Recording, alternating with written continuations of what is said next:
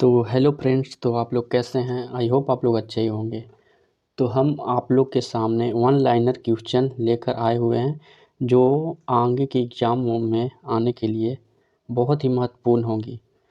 तो ये सेशन देखना ना भूलें। और तो आइए शुरू करते हैं। पहला क्वेश्चन आपके सामने है।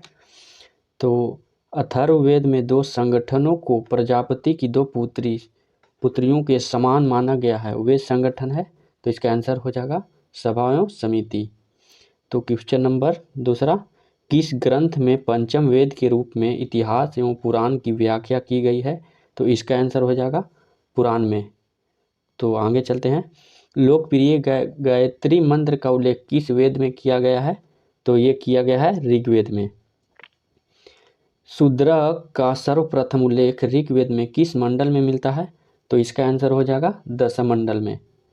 आगे चलते हैं। किन दो मंडलों में ऋग्वैदिक आर्यों के लौकिक जीवन व दार्शनिक चिंतन के साक्ष्य उपलब्ध है।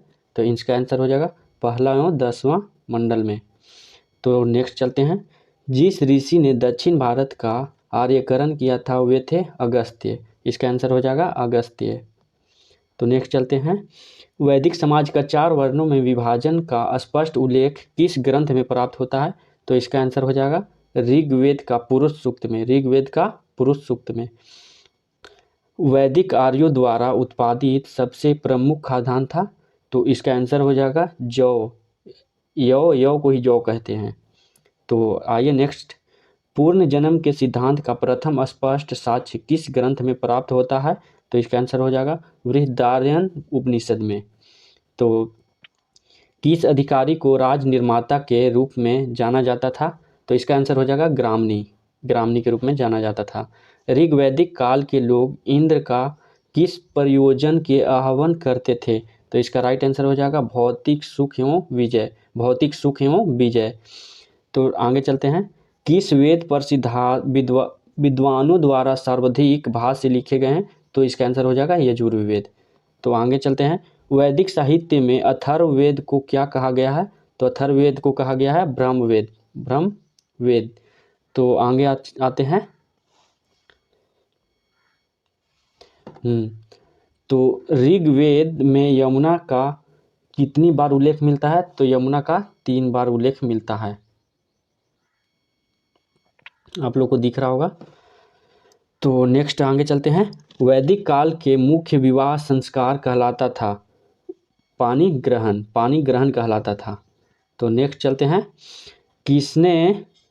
किसने उल्लेख किया कि ब्राह्मणों को वसंत में क्षत्रिय और ग्रीष्म में वैश्य को शीत और रथकार को वर्षों में अग्निहोत्र करना चाहिए। किसने कहा, किस ब्राह्मण ग्रंथ में कहा गया। तो तैत्तिरीय ब्राह्मण ग्रंथ में।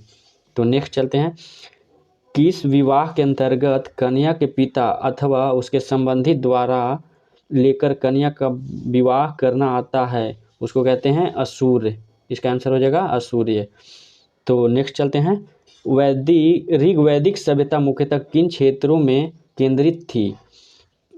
ऋग्वैदिक सभ्यता मुख्यतः किन क्षेत्रों में केंद्रित थी। सब बहुत महत्वपूर्ण ये क्वेश्चन है, VVI एकदम है। तो इसका आंसर हो जाएगा पंजाब व दिल्ली। तो नेक्स्ट चलते हैं। ऋग्वेद के 10वें मंडल में किस उल्लेख पहली बार मिलता है। तो शूद्रक का। Right answer Shudraka. ये भी VVI क्वेश्चन है, तो इसको जरूर देखें। सत्यमेव जयते किस उपनिषद से उद्धत है। तो मुंडको उपनिषद से है। तो आगे चलते हैं। सर्वप्रथम किस उपनिषद में ब्रह्मचर्य, गृहस्थ, वानप्रस्थ एवं संन्यास 4 आश्रम का वर्णन हुआ है। तो इसका आंसर हो जाएगा जाबलोक उपनिषद। तो नेक्स्ट चलते हैं। ऋग्वेद में उल्लेखित नदियों में सर्वाधिक महत्वपूर्ण नदी कौन सी है। तो सर्वाधिक महत्वपूर्ण नदी है सरस्वती नदी।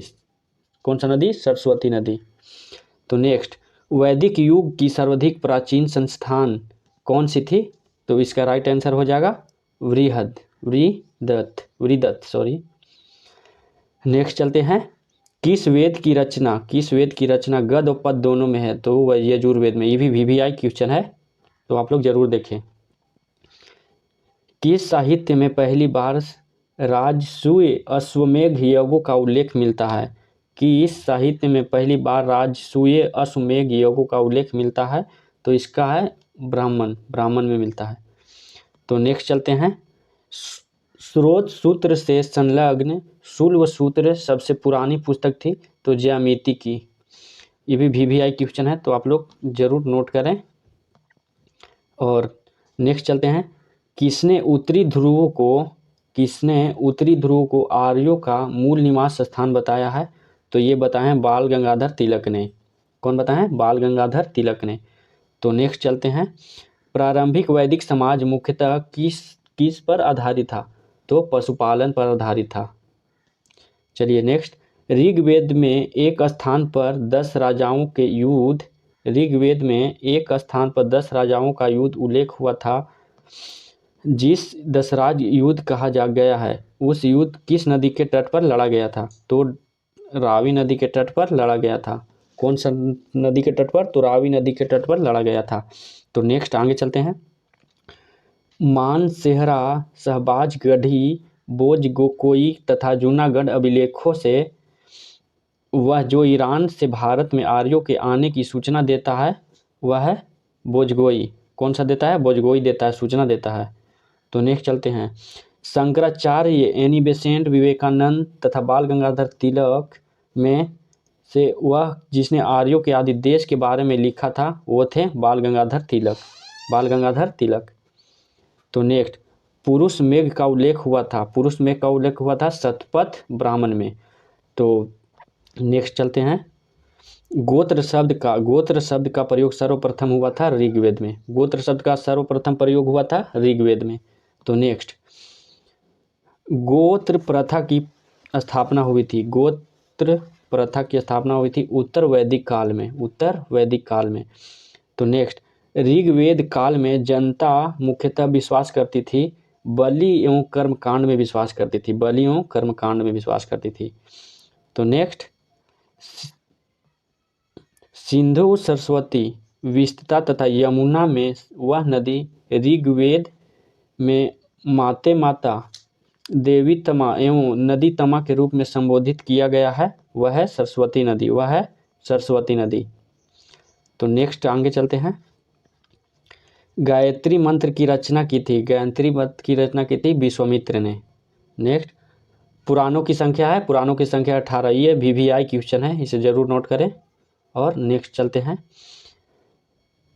श्रीमद् भगवत गीता मौलिक रूप से किसने लिखी? तो संस्कृत में लिखा गया है, ये संस्कृत में।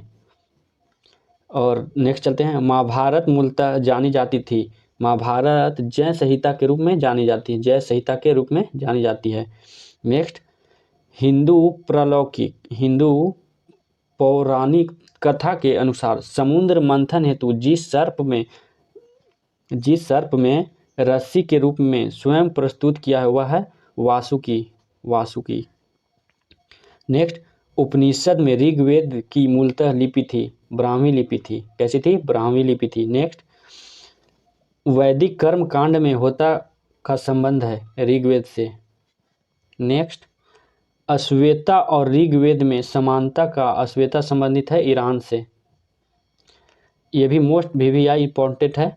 तो ये क्वेश्चन है, अघन्य माना गया है, अघन्य गाय को माना गया है। किसको? गाय को माना गया है। ऋग्वैदिक काल का प्रारंभ महत्वपूर्ण मूल्यवान संपत्ति समझा जाता था गायों को। किसको समझा जाता था? तो गायों को समझा जाता था। संस्कारों की संख्या 16 है। ये भी VVI क्वेश्चन है। तो नेक्स्ट, जीविकोपार्जन हेतु वेदांग पढ़ने वाले उपाध्याय कहलाता था। क्या कहलाता था? उपाध्याय कहलाते थे, उपाध्याय। चलिए नेक्स्ट, वैदिक युग में प्रचलित लोकप्रिय शासन प्रणाली थी। कैसी शासन प्रणाली थी? तो वंश परंपरागत राजतंत्र थी। तो नेक्स्ट चलते हैं, सभा और समिति को प्रजापति के 2 पुत्रियां कहा गया है। किसमें कहा गया है? तो ये कहा गया है अथर्ववेद में कहा गया है। तो नेक्स्ट चलते हैं, आयुर्वेद अर्थात जीवन का विज्ञान का उल्लेख सर्वप्रथम मिलता है। तो किसमें मिलता है? अथर्ववेद में मिलता है। तो नेक्स्ट, सर्वाधिक ऋग्वैदिक सूक्त समर्पित है, तो किसको समर्पित है? तो इंद्र को समर्पित है।